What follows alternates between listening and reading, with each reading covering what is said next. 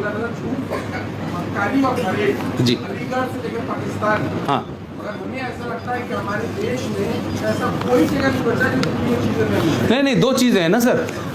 झूठ पे लोग जो हैं आटा बेच देंगे, नमक बेच देंगे, झूठ के सहारे अच्छे डालडा घी को देसी घी में बेच देंगे। सुन लीजिए मेरी बात। आप, मुझे लगता है सवाल को दिल पे ले गए हैं, शायद दिल पे मत लीजिए।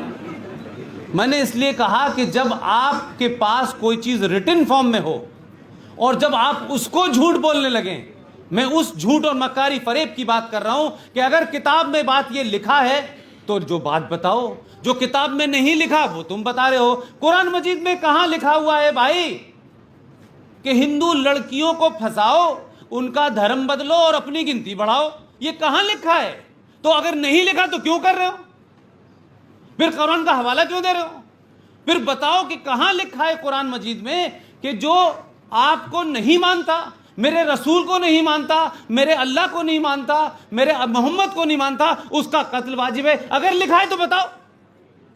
अगर लिखी हुई किताब के साथ झूठ बोल करके पूरी दुनिया में तुम अपनी कोई चीज खुंदक पूरी कर रहे हो, दुनिया को बिगाड़ रहे हो, तो मुझे बताइए ना, अल बगदादी का इस्लाम क्या है?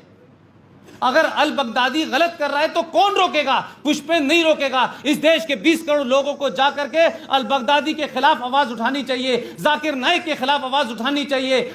ये जो मुफ्त ये बैठते हैं टेलीविजन के ऊपर, छोटे भाई का पजामा बड़े भाई का कुर्ता पहने हुए, इनसे पूछो जाकर के ये कौन लोग हैं?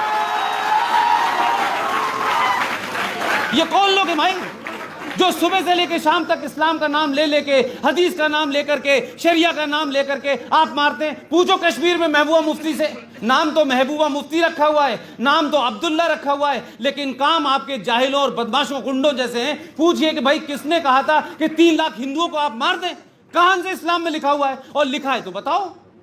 जो कुछ लिखा है वो मैंने बता दिया। इसलिए मैंने कहा कि जो मक्कार मुनाफकत अलीगढ़ यूनिवर्सिटी में मैंने देखी इस्लाम को लेकर के, वही पाकिस्तान में है।